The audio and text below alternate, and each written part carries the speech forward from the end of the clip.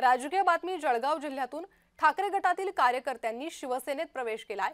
मंत्री गुलाबराव पाटलांच्या उपस्थितीत पक्षप्रवेश झालाय। यश सपकाळे गजू कोळींसह 300 जण शिवसेनेत आलेले आहेत। ऐन महापालिका निवडणुका पार्श्वभूमीवर तसेच स्थानिक निवडणुकांच्या पार्श्वभूमीवर ठाकरे गटाला जळगावात हा मोठा धक्का मानला जातोय।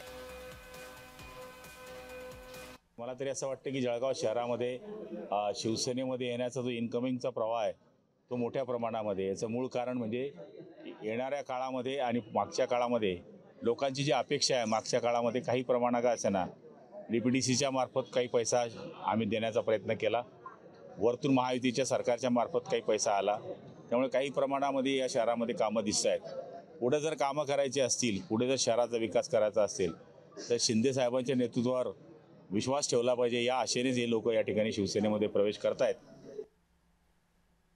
माननीय राज्याचे उपमुख्यमंत्री एकनाथरावजी शिंदे साहेब, तसेच जळगाव जिल्ह्याचे पालकमंत्री गुलाबरावजी पाटील साहेब, तसेच विष्णुभाऊ भंगाडे, महानगर प्रमुख संतोषभाऊ पाटील यांच्या नेतृत्वावर विश्वास ठेवत आज आम्ही 200 ते 300 कार्यकर्त्यांनी शिंदे सेनेमध्ये प्रवेश केलेला आहे।